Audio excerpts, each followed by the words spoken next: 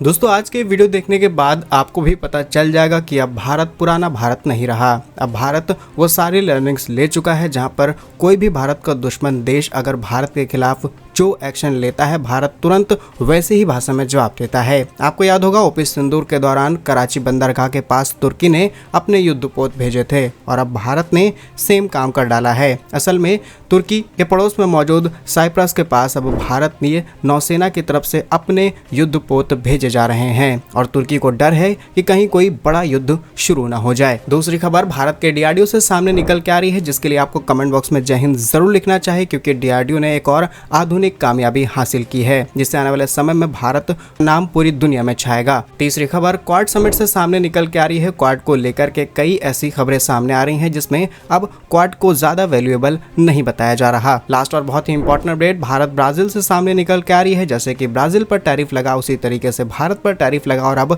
Bharat Brazil एक दूसरे के क्लोज आ रहे हैं और ये बात ट्रंप को नहीं पसंद आ रही। आइए जानते हैं आज की इस वीडियो में सारे इंपॉर्टेंट अपडेट डिटेल में। यदि आपको हमारा काम पसंद आए वीडियो को लाइक, चैनल को सब्सक्राइब जरूर कीजिएगा, क्योंकि आपका ये छोटा सा काम आप तक ये खबरें लाने में हमारी बड़ी मदद करता है। तो सबसे पहले भारत तुर्की पाक से आ रही अपडेट की बात की जाए तो आपको पता होगा कि जब भारत पाक के बीच में युद्ध हुआ तब तुर्की ने अपने युद्धपोत पाक के पोर्ट्स पर भेजने शुरू किए थे। भारत को एक तरीके से इनडायरेक्टली या फिर डायरेक्टली धमकाने की कोशिश की गई, लेकिन भारत किसी से नहीं डरा और भारत ने अपनी बाखूबी अपने हथियारों के चलते अपनी सेना के दम पर पाक को धूल चटाई। लेकिन उस युद्ध के दौरान भारत ने यह अच्छे से सीख लिया था कि कौन सा देश भारत के कितने विरोध में जा सकता है। उसमें एक नाम तुर्की का सामने निकल के आया और भारत ने भी तुर्की के साथ वही कूटनीति अपनानी शुरू कर दी। जहां अब भारत ने भूमध्य सागर के काकस क्षेत्र तुर्की के स्ट्रेटेजिक बैकयार्ड में ग्रीस, साइप्रस और अर्मेनिया जैसे देशों के साथ नौसेना सहयोग और अभ्यास तेज कर दिए हैं। अभी तक तुर्की सिर्फ पाक के साथ खड़ा हुआ था, लेकिन भारत ने एक ही बार में 3 देशों के साथ अपनी साझेदारी कुछ इस तरीके से बढ़ाई है कि तुर्की की सांसें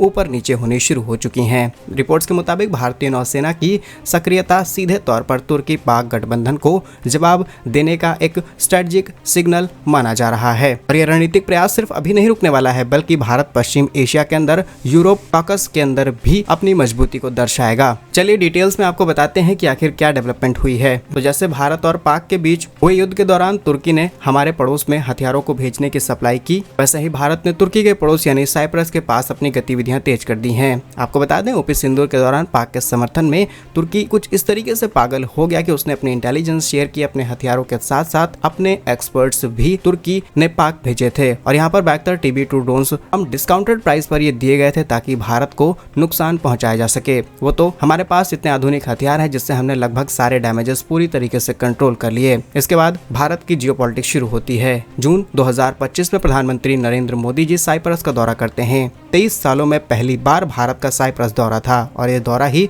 सब कुछ एक्सप्लेन करता है। इसी बीच दोनों देशों ने साइबर सुरक्षा, आतंक, सिक्योरिटी को लेकर के आपस में इंटरनल शेयर करना, किसी भी तरीके की अवैध तस्करी को रोकना, हथियारों की सप्लाई और संयुक्त सैनिक अभ्यास, जी हाँ संयुक्त सैनिक अभ्यास जिसे हम ज्वाइंट एक्सरसाइज कहते हैं, इस पर फोकस किया और यहाँ पर 5 साल का समझौता साइन कर लिया कि अगले 5 सालों तक हम एक दूसरे के साथ मिलकर के ज्वाइंट मिलिट्री एक्सरसाइज करेंगे। बस ये खबर सामने आते ही तुर्की परेशान हो गया और अब भारत ने एक एक करके सेंट्रल एशिया के कई देशों को अपने साथ शामिल करना शुरू कर दिया है। और सबसे बड़ी अपडेट यह है कि भारतीय युद्धपोत आइनस त्रिखंड ने सितंबर 2025 में ग्रीस के सालामिस और साइप्रस के लिमासेल के साथ पासेक्स और सैन्य अभ्यास किए हैं, जिसमें भारतीय नौसेना के पूर्व मध्य सागर में भी अपनी उपस्थिति दर्ज कराई है। इन अभ्यासों से तुर्की को गहरा संदेश गया और भारत अब उनके विरोध में ग्रीस, साइप्रस, अर्मेनिया सुरक्षा के लिए भारत के साथ खड़े नजर आ रहे हैं। तो ये है भारत की असली अंतर्राष्ट्रीय कूटनीति, जिसे सुनकर के आज तुर्की जैसे देश परेशान है और आगे चल के भारत यूरोप के साथ मिलकर के अपनी मिलिट्री एक्सरसाइज करेगा। तब सोचिए कि तुर्की पर क्या बीतेगी,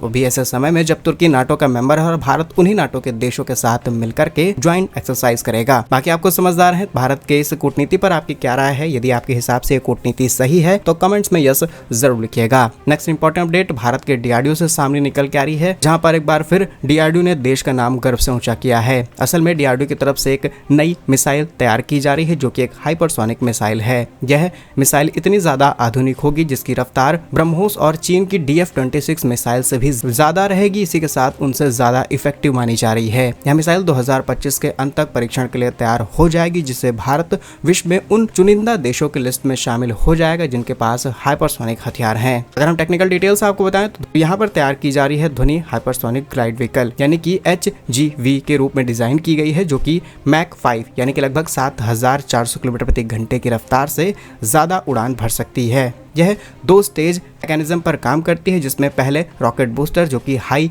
एल्टीट्यूड तक इसे पहुंचाता है, जिसके बाद मिसाइल बिना पावर के ग्लाइड करती हुई जिससे तेजी से दिशा बदली जा सकती है और अलग अलग ठिकानों को पता लगाना, उन्हें आसानी से निशाना बनाना, ये सारा काम आसान हो जाता है और इस तरीके से डायरेक्शन बदलती है कि किसी भी रडार सिस्टम में पकड़ पाना पॉसिबल नहीं है। पॉइंट नंबर 3, मिसाइल का लंबा रेंज होना संभव है, जो कि 6000 से 10,000 किलोमीटर तक हो सकता है। यानी कि अब आने वाले समय में भारत लगभग पूरे यूरोप को टारगेट कर सकता है सिर्फ एक बटन दिल्ली से बैठ करके दबाने पर। यानी कि भारत की अग्नि 5 मिसाइल की तुलना में यह 2 गुनी दूरी तय करेगी। हाइपरसोनिक उड़ान के दौरान हाई टेम्परेचर और बहुत सारे ऐसे कॉम्प्लिकेशंस आए जिन्हें DRDO ने बड़ी मेहनत और बड़ी लगन से सॉल्व कर लिया है। अब देखते हैं आने वाले समय में जब इसका टेस्ट किया जाता है तब दुनिया का क्या रिएक्शन आता है। लेकिन भारत के इस नए हथियार की सबसे बड़ी खासियत यही रहेगी कि ये चाइना के DF-26 जिसकी रफ्तार मैक 3.5 है, भारत के ब्रह्मोस जिसकी रफ्तार 2.3 से लेकर के 3 मैक के आसपास है, लेकिन ये 5 मैक की बनने वाली मिसाइल होगी जो कि सबसे एडवांस है। इसकी तारीफ आप ऐसे समझ लीजिए कि किसी भी दुनिया के एग्जिस्टिंग एयर डिफेंस सिस्टम, फिर चाहे इजराइल का आयरन डोम हो, आयरन बीम हो या फिर अमेरिका का थार्ड हो, कोई भी इसे इंटरसेप्ट नहीं कर सकता। ये भारत के लिए किसी बहुत बड़ी उपलब्धि से कम नहीं है। फिलहाल DRDO के लिए कमेंट बॉक्स में जय हिंद जरूर लिखिएगा। नेक्स्ट इंपॉर्टेंट अपडेट क्वाड से सामने निकल के आ रही है, जहां पर क्वाड 4 देशों का संगठन है, जिसमें भारत, अमेरिका, जापान, ऑस्ट्रेलिया शामिल हैं। अब कुछ दिनों बाद क्वाड की भी समिट होने वाली है, जहां पर क्वाड शिखर सम्मेलन को लेकर के अब अनिश्चितता बढ़ती चली जा रही है। मीडिया रिपोर्ट्स और कई इंटरनल सर्वेज ये बता रहे हैं कि इस साल प्रस्तावित क्वाड समिट शायद कैंसिल कर दिया जाए। इसके पीछे कई कारण है। भारत अमेरिका के बीच टैरिफ विवाद है, अमेरिका के अंदर घरेलू राजनीति की उलझने हैं और अमेरिका के अंदर जिस तरीके से शटडाउन चल रहा है, ये सारी दिक्कतें आ सकती हैं और इसमें कई देश टारगेट हो चुके हैं। ऑस्ट्रेलिया के अंदर भारतीयों का विरोध, जापान के अंदर हथियारों का प्रोडक्शन और कई ऐसी दिक्कतें सामने आ रही हैं, जिससे आने वाले समय में ये प्रस्तावित शिखर सम्मेलन डिले हो सकता है या फिर इसे रद्द भी किया जा सकता है। और इसे आप ऐसे समझ सकते हैं कि UNGA के दौरान क्वाड विदेश मंत्रियों की बैठक तो हुई, लेकिन कोई भी औपचारिक बैठक या फिर क्वाड समिट को लेकर के किसी भी स्तर पर बातचीत नहीं हुई है। अक्सर ऐसा नहीं देखा गया, क्योंकि जब भी ऐसी मीटिंग होने वाली होती है तब सभी देश के विदेश मंत्री आपस में एक बार डिस्कशन जरूर करते हैं कि नेक्स्ट अपडेट क्या होने वाली है। और अब तक शायद डेट आ जानी चाहिए थी। क्वाड को इसीलिए तैयार किया गया था ताकि इंडो पैसिफिक के अंदर ये चारों देश अपने आप को मजबूत कर पाए चीन जैसे देशों के खिलाफ खड़े होकर के। लेकिन इसकी कमजोरी आने वाले समय में चीन को और ज्यादा मजबूत कर सकती है। Next important update Bharat Brazil से सामने निकल के आ रही है, जहां पर आज भारत और ब्राजील एक ऐसी स्थिति में खड़े हुए हैं जहां पर दोनों पर बढ़िया टैरिफ लगा हुआ है। इस टैरिफ से निपटने के लिए अब दोनों देशों ने आपस में ट्रेड को लेकर के कई और बातचीत करनी शुरू कर दी है और दोनों देश एक दूसरे के काफी ज्यादा क्लोज भी आ रहे हैं। रिसेंटली रिपोर्ट्स के मुताबिक भारत के राष्ट्रीय सुरक्षा सलाहकार यानी कि national security adviser Ajit Doval ji ने ब्राजील के राष्ट्रपति के विशेष सलाहकार सोल्सो लुइस नुनेस से कोहिमा से नई दिल्ली 6वें भारत ब्राजील स्ट्रेटेजिक संवाद के दौरान मुलाकात की है। इस संवाद में दोनों देशों ने security, energy, minerals, health, pharmaceutical सहित अलग अलग सेक्टर्स में अपने ट्रेड को और ज्यादा एनहेंस करने की बात कही और आने वाले समय में लोकल करेंसी से लेकर के सभी उन समाधान को निकाला जाए ताकि हम अमेरिका जैसे टैरिफ से आसानी से बच पाएं। और आने वाले समय में ब्रिक्स, IBSA और COP30 जैसे सभी मंचों पर दोनों देश एक साथ नजर आएंगे। टारगेट है कि 2030 तक दोनों देशों के बीच में लगभग $20 अरब का व्यापार हो जाए। बाकी क्या कुछ सोचते हैं आप इन सभी खबरों पर कमेंट्स में अपनी राय जरूर लिखिए। भारत कैसे ही वीडियोस पाने के लिए वीडियो को लाइक, चैनल को सब्सक्राइब जरूर कीजिए। वंदे मातरम, भारत माता की जय।